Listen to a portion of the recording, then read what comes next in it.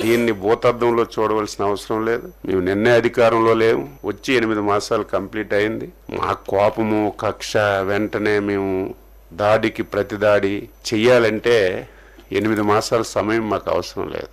మేము ఒక డెసిషన్ తీసుకున్నాం. చంద్రబాబు నాయుడు గారి ఆధ్వర్యంలో ఎన్డీఏ ప్రభుత్వం దాడికి ప్రతిదాడి అనేది రాజకీయాల్లో మంచిది కాదు.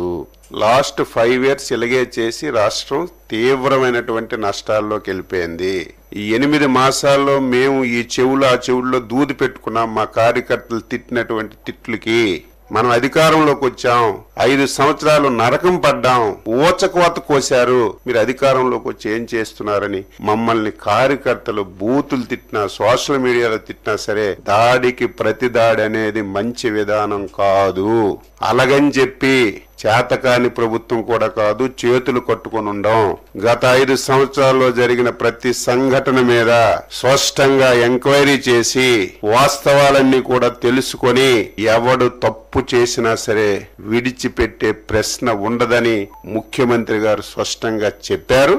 అదే జరుగుతుంది. కానీ కక్ష సాధింపు చర్యగా మేమేది చేయడానికి ఇష్టపడం, భవిష్యత్తులో కూడా ఉండదు. కానీ తప్పు చేసిన వాడు తాత్కాలికంగా తప్పించుకొని తిరగొచ్చు తప్ప ఏదైనా ఒక రోజు చట్టానికి లోబడి శిక్ష అర్హుడవుతాడు. ఈ రోజు కూడా అదే జరిగింది.